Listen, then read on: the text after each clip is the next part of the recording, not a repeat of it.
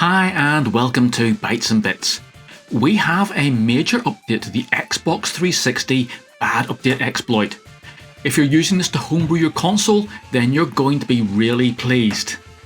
Now, if you're not familiar with bad update, it's a hypervisor exploit that allows you to hack any Xbox 360 console, and that includes the later models, so that you can run your own code and homebrew applications. Now, it is totally software, so you just need a USB drive. There's no opening the console and soldering wires to your motherboard. Now, for most of us, homebrew means that we can play any Xbox 360 game from a backup file, giving us instant access to the full catalogue of titles for this great console. But up until now, bad update has had one big issue, and that's the time it takes to run the exploit and take over the machine. So the code is extremely clever in the way that it works, but it does rely on a bit of luck with internal timings as to whether it works or not. So the upshot of this is that it can take, sometimes you'll get it working in a few seconds, but sometimes it can take a few hours to get a successful mod. Now, this mod is also non-persistent, which means that you have to run it every time you turn on or reset the console. So this new update then is going to drastically reduce this exploit time and hopefully turn bad update into a viable, well almost viable alternative to an RGH3 mod. So let's see how we can get this to work. So if you're watching this video, I guess you're going to be one of three types of person.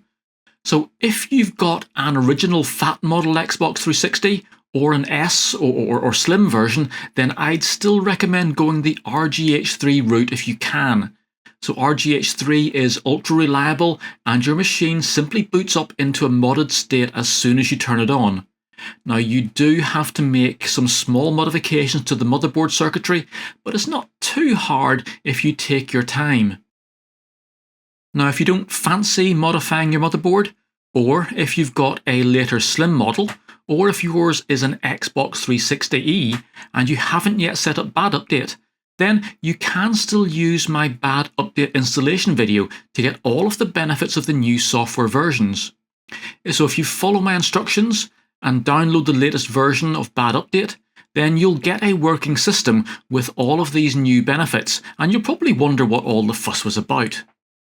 However, if you are battling your way with an existing bad update system, then this simple update process will save you so much time and frustration.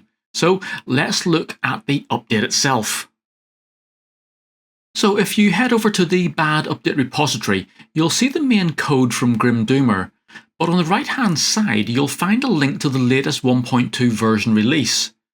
Now, this release uses some code optimization by KMX360 to both speed up the exploit and to make it much more reliable when it runs.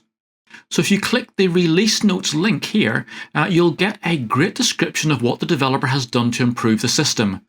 Now again, it's quite a deep dive into the hacking process, but in essence, the new technique uses some pre-processing to calculate some values that are needed in the exploit. This is then used to help produce the required race conditions between two threads of code, and when these conditions are just right, the exploit succeeds and we get a homebrewed console. So from the developer's testing, then this process, it looks like the success rate for a single run has gone up from 30% to 80%, with the time taken to do that run also dropping dramatically.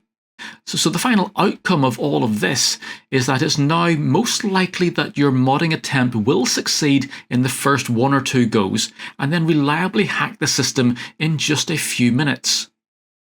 Now, as I said earlier, if you haven't yet installed bad update, just go over to my original installation video and follow that, and just make sure that you use the latest download at the time you install. Now, if you're using the old version 1.1 code, then we just need to overwrite a few files on your USB drive.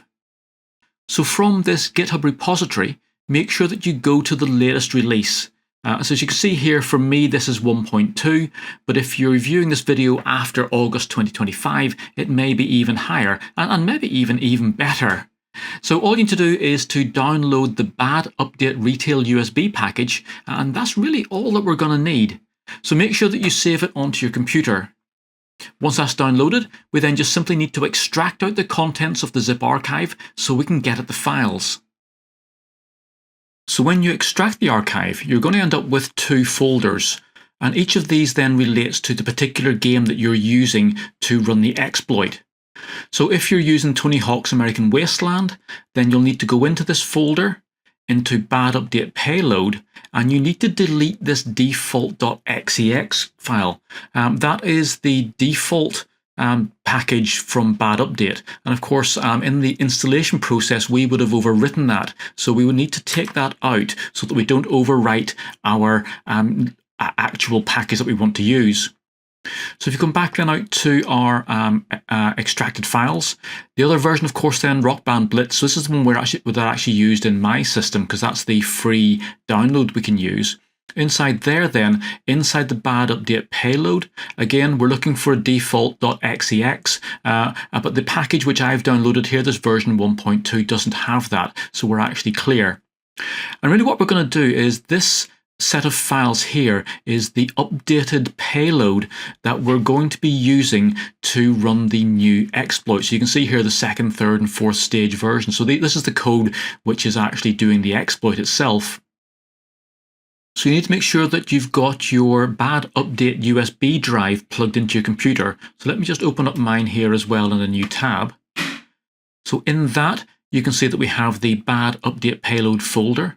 And inside that, these are the original files that we were using to run our Bad Update. And you can see that we have my modified default.xex. So I actually use exe unshackle as my main payload, and that's what that file there is. So that's why we don't want to overwrite that. So if I come back into my downloads, this is the version 1.2 download. I simply need to grab all of these files here. I'm then going to copy those. I'm just going to copy those. I'm then going to go on to my actual Bad Update USB drive, and then I'm going to paste them in there. Now, of course, it's going to say that it's going to replace the files, and we simply do just want to replace them and overwrite the old files with the version 1.2 files. And that is our update complete. So we now have our Bad Update USB drive. It's got the version 1.2 with the faster exploit in there. So all we need to do is take this across to our console and let's see if it works. So I've now got my USB drive plugged into my Xbox. So let's work our way through there as normal, start up Rock Band Blitz and just wait for that to come up in the system.